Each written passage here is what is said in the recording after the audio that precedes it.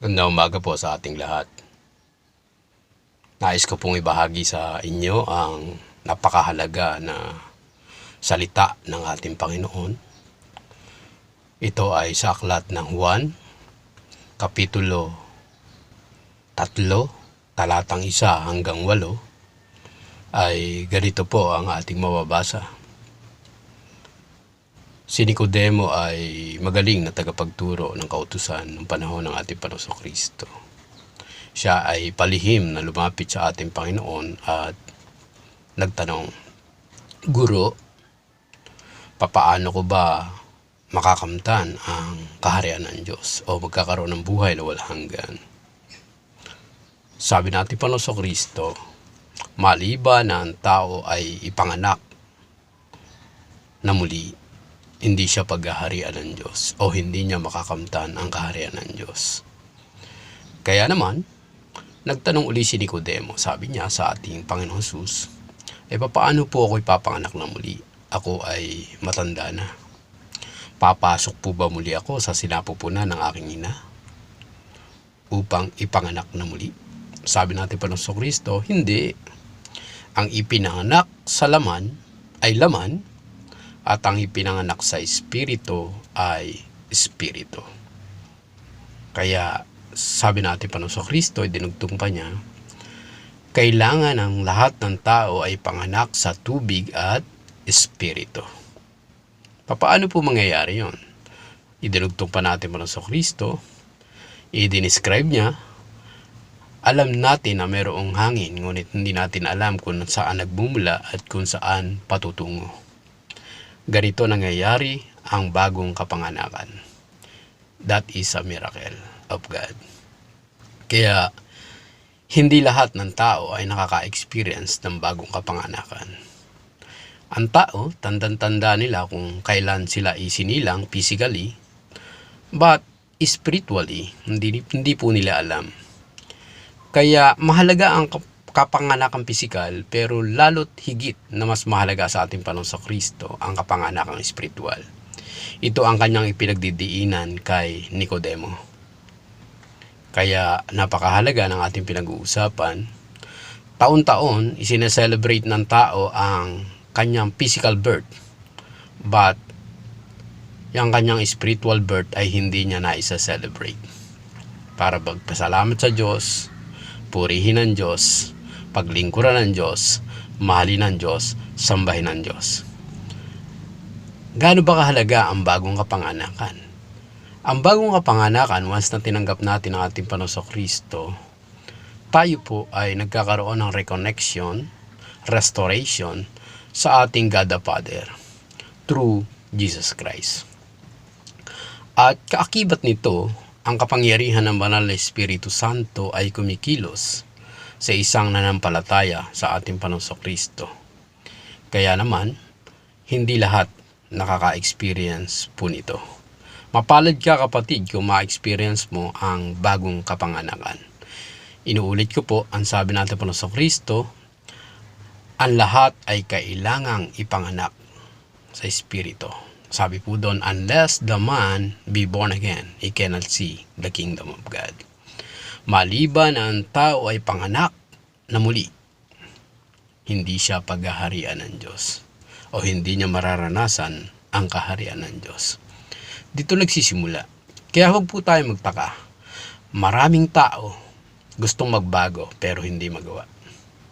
Kaya katulad ng sinabi ng Apostol Pablo, yung gusto niyang gawin na hindi niya magawa at yung ayaw niyang gawin ay siya nagagawa. Ang tao nangangailangan ng malaking pagbabago. Mangyayari lamang ito kung mararanasan niya ang manampalataya sa ating Panginoong Kristo at maranasan niya ang bagong kapanganakan. Alam niyo po, sa ating ma-experience sa Panginoong Jesus, ay napakahalaga. Paano ba ipanganak na muli? Yun ang tanong ni Nicodemo. Ang kapanganakan ay ma-experience lang po natin sa kapangyarihan ng God the Father sa papaanong paraan. Una, sabi doon, kailangan ng tao ipanganak sa tubig at espiritu. Ang tubig pong binabanggit doon ay simbolo ng salita ng Diyos. Kaya napakahalaga ng ginagampanan ng salita ng Diyos sa buhay ng tao. Kaya maunawaan natin, ang simbolo ng tubig ay salita ng Diyos. Kaya makikita natin, napakahalaga ng salita ng Diyos. Ano sabi salita ng Diyos? Sa pakikinig at pakikinig at pakikinig ng salita ng Diyos, nagkakaroon ng pananampalataya ang tao. Kaya kung wala ka napapakinggan ng salita ng Diyos, nababasa ng salita ng Diyos, imposible na manampalataya ka sa Panginoon. Ang Panginoon di nakikita, pero mayroong salita na nagpapakilala at nagtuturo kung sino siya. Ang Diyos na makapangyarihan, Diyos na dakila. Kaya ang tubig, parallel truth, in literal sa buhay ng tao, ang isang buntis, manganganak lang lamang yan. Hahatulan ng doktor, ng midwife, o kung sino man ang magpapaanak sa isang buntis, na sasabihin ay, puputok na po ang panubigan nyo. Lalabas na po ang baby. Tama po ba? Correct me if I'm wrong. Ganyan po kabuti ang Panginoon. Very miraculous na talagang ang himala ng Diyos ay ipapanganak ang isang baby physical kapag pumutok na ang panubigan. Ganon din po sa spiritual na kalalagayan kapag siya ay naniwala, nanampalataya, umasa sa salita ng Diyos na kanya napakinggan at nabasa, mangyayari sa kanya ang bagong kapanganakan. At ngayon po, sa ikalawa na pwedeng magdulot ng bagong kapanganakan, sabi doon ay kailangan ng tao ipanganak sa tubig at espiritu. Ang espiritu po doon ay ang kapangyarihan ng banal na Espiritu Santo. Ang ikatlong persona ng ating Panginoon. Nakita naman natin ang Diyos, ang pagka-Diyos ay God the Father, God the Son, and God the Holy Spirit. May ginampanan ang amang nasa langit sa buhay ng tao. May ginampanan ang anak ng Diyos, walang iba kundi ating Panginoong Kristo sa mga tao. At may ginagampanan ang banal na Espiritu Santo sa buhay ng tao. Sa ating kasalukuyan, ang kasakasama po natin ay banal na Espiritu Santo. Kaya may nananalangin para sa iyo na magkaroon ka ng kaligtasan, mabago ang buhay mo, at ang kapangyarihan ng banal na Espiritu Santo ay kumikilos sa buhay mo ngayon. Kaya magpasalamat ka sa mga taong ginagamit ng Diyos para makapakinig ka ng salita ng Diyos, para ipanalangin ka, at ang banal na Espiritu Santo ay kumikilos sa iyo. Huwag mo i-ignore, huwag mong baliwalain. Ito na ang panahon. Kinakausap ka ng banal na Espiritu Santo. Kaya siya ang magpupus, magtutulak para lumabas ka o ipanganak ka sa espiritual mong kalalagayan. Kasi po nagkaroon ng problema ang tao sa unang tao, kay Eva at kay Adan. Alam naman natin dahil sa pagsuway sa Diyos, nagkaroon ng sumpa. Generation by generation from Adam and Eve, makita natin lahat ay patay sa spiritual na kalalagayan. Mabubuhay lamang ang kanyang spiritual na buhay once na tinanggap niya ang ating Panginoong Kristo. Once na tanggapin natin ang ating Panginoong Kristo. Kaya naman kapatid, ito na ang oras at panahon na ikaw ay ipanganak. Hindi lamang sa pisikal, kundi sa spiritual. Alam niyo po, makukumpleto lamang ang ating buhay kung tayo po ay makipapanganak sa spiritual na buhay o spiritual na kalalagayan. Meron tayong body. Paalam ko po sa ating lahat, we have tripartite of our human being. Una, ang ating body. What is body? Body is worldly conscious. Ang kaalaman niya, kamalayan niya ay patungkol sa mundo. Bakit ko po nasabi? Ang ating katawan ay nangangailangan ng mga bagay sa mundo. Tama po ba? Kapag nagutom, kakain. Kapag nauhaw, iinom. Kapag nainitan, hahanap ng malamig. At kapag inantok, matutulog. Kaya siya ay worldly conscious. Ang physical, according to Book of Genesis, tayo ay nilikha ng Diyos mula sa alabok at sa alabok din, babalik. Kaya mula sa ating mga ninuno, mula kay Eva at kay Adan, down to our generation, talagang wala pong mananatili sa mundo. Why? Merong plano ang Diyos, buhay na wala hanggan. Yun ang nais ng Panginoon sa ating buhay. Kaya lang, maraming tao hindi po nakakaalam. Akala nila hanggang dito lang sa mundo. Kaya iba ayaw na umalis sa mundo. Hindi naman po pwede. Ang design sa atin ng Panginoon ay magkaroon tayo ng buhay na wala hanggan. Ngunit, nakakalungkot sa mga taong hindi mananampalataya at tatanggap sa ating Panginoong Kristo, ay nag-iintay din sa kanila ang kabilang buhay na kung saan ay pagdurusa, paghihirap, according to Book of Revelation. Kaya naman, inia-aware po tayo ng video pong ito na tayo ay mabuksan ang ating spiritual na mata, spiritual na pandinig, upang maunawaan po natin yung ating pinag-uusapan.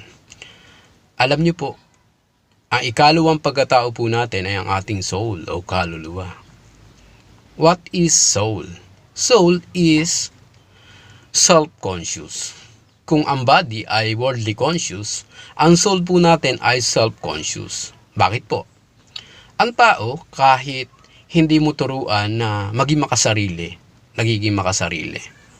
At nakapokus lagi sa kanyang sarili, nasasabihin niya, akin yan, huwag mong galawin yan, akin yan. At ang kaluluwa po natin, siya ang decision maker sa buhay ng tao. Ulitin ko po, ang nagdidesisyon sa buhay po ng tao ay hindi ang katawan, kundi ang kaluluwa. Ito ay may content o kabuuan ng kaisipan at emosyon o damdamin. Kaya itong dalawa po na ito ay talagang siya ang pinali sa buhay ng tao.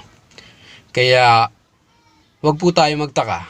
Ang tibok ng puso ng Panginoon ay kaluluwa, kaluluwa, kaluluwa. At itong kaluluwa na ito ang siyang haharap sa hukuman ng Diyos. Kaya makikita natin, ang physical natin, kapag bumalik na sa alabok, papalitan ito ng katawang panlangit. Kung sa langit ka talaga pupunta. The question is, paano kung hindi? Kaya masisigurado lamang natin na tayo ay pupunta sa kaharian ng Diyos, sa piling ng Diyos, kung, sabi ni Jesus Christ, maliban ng tao ay ipanganak na muli, hindi siya paghaharian ng Diyos. Kaya doon pa lang sa salitang paghaharian ng Diyos, ang kaharian ng Diyos once na naipanganak sa Espiritu, nararanasan mo na ang paghahari ng Diyos at ang kaharian ng Diyos sa buhay mo. Sana naintindihan po natin. Ikatlong pagkatao po natin ay ang ating spirit. Kaya meron po tayong human spirit na kalooban Diyos. Nang likhain ng Panginoon si Adan ay mula sa alabok, nang ma-form na kawangis na ng Diyos, ito ay kanyang hiningahan. That is God's breath or Spirit of God. Kaya nagkaroon po ng buhay ang tao. Kaya salamat sa Panginoon, alam natin na tayo po ay mayroong buhay, hindi lamang physical but spiritual life.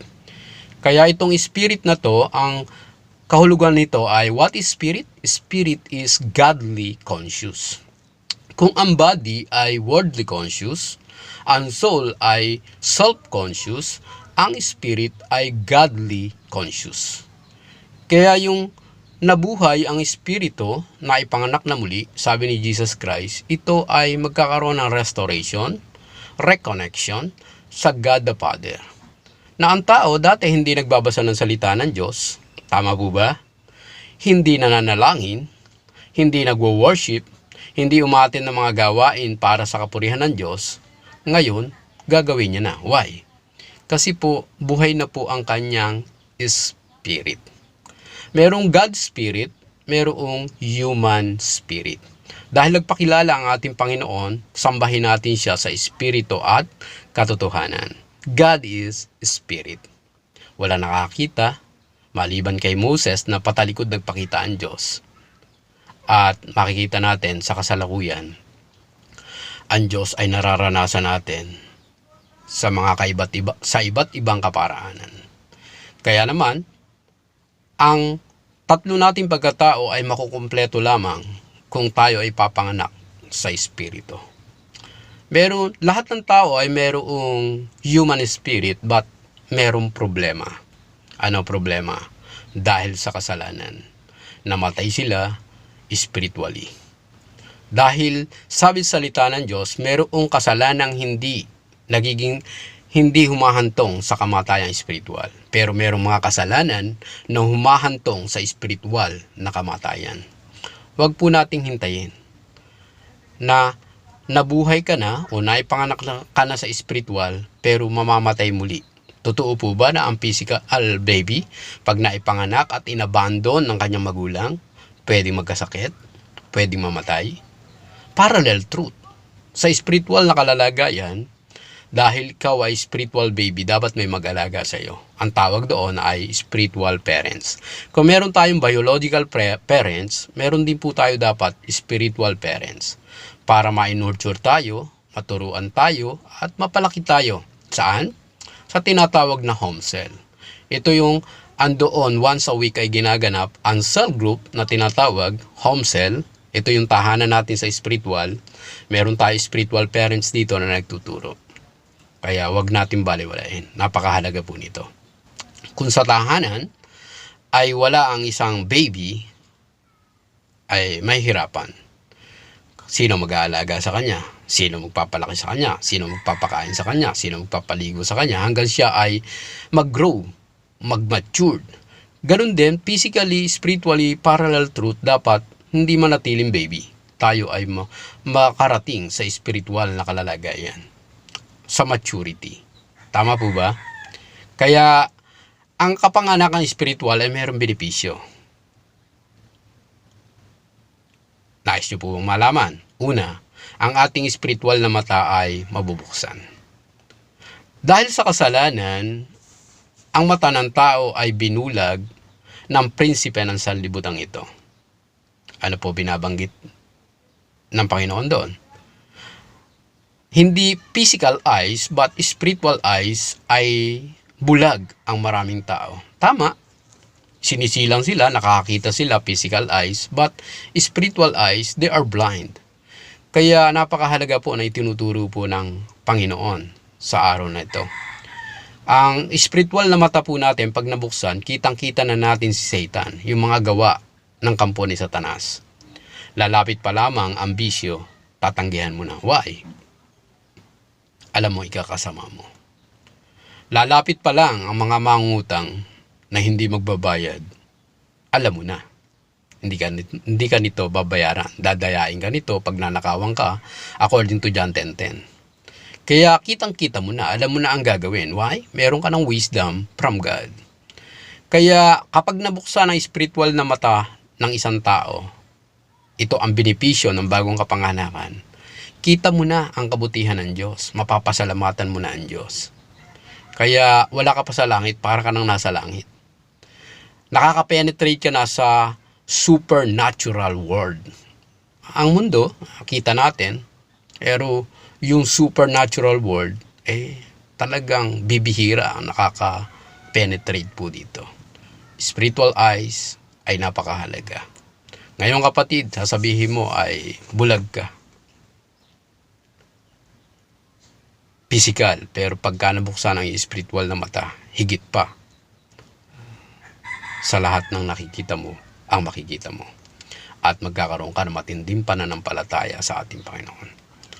Ikalawa, tayo ay inililipat ng Diyos mula sa kadiliman tungo sa kaliwanagan. Gusto niyo po ba sa dilim o sa liwanag? Kayo po ang sumagot. Ikatlo ay inililipat tayo mula sa pamahala ni Satanas patungo sa pamahala ng Diyos. Kung saan nyo gusto at kung sino gusto nyo magmay-ari sa inyo, choice nyo po yon. Kung gusto nyo si Satan, nasa ilalim po kayo ng sumpa. Kung gusto nyo ang Panginoon Jesus at tamang nasa langit at kapangyarihan ng Banal na Espiritu maranasan nyo po, ay piliin nyo po. Nasa ilalim po kayo ng biyaya. Nasa inyo po ang pagpili. Pang-apat, tayo ay pinalalaya ng Diyos sa lahat ng uri ng kasalanan. Kaya kung may kasalanan ka pa ngayon na ginagawa, ito ang oras at panahon na pwede mong masabi salamat sa Panginoong Jesus. Nakakilala ako sa Kanya, tumanggap ako sa Kanya, at nananampalataya ako sa Kanya. Tutulungan ka ng Panginoon na makalaya sa lahat ng uri ng kasalanan, bisyo, o kung anong pamang bagay na nagtatanikala sa iyo gumagapo sa iyo at nagbibilanggo sa iyo sa kadiliman. Kaya kapatid, huhugasan ng Panginoon ang kanyang banal na dugo ang iyong pagkatao once na manampalataya ka at tumanggap sa ating Panginoong Kristo. At good news, i-congrats mo sarili mo, ikaw ngayon ay tagapagmana ng kaharian ng Diyos. Gusto mo ba, kapatid? Hindi lang ng mansion dito sa lupa, hindi lang ng kayamanan dito sa lupa, kundi kaharian ng Diyos ay pwede mo makamtan sa piling ng ating Panginoong Hesus. Kaya kapatid, sa oras na ito, nawa, kung nagustuhan mo ang bidyong ito at may natutunan ka, pwedeng paki-like, paki-share, at ang aking Facebook page ay pwede nyo pong i-follow. At aking YouTube channel ay pwede po kayong mag-subscribe. At hit nyo po ang bell every time na ako po ay mag-upload ng video para sa ikatututo, hindi lamang pampisikal, kundi pang spiritual na buhay, ay matuto po tayo. Dahil ang may alam ay may kaligtasan. God bless po sa ating lahat.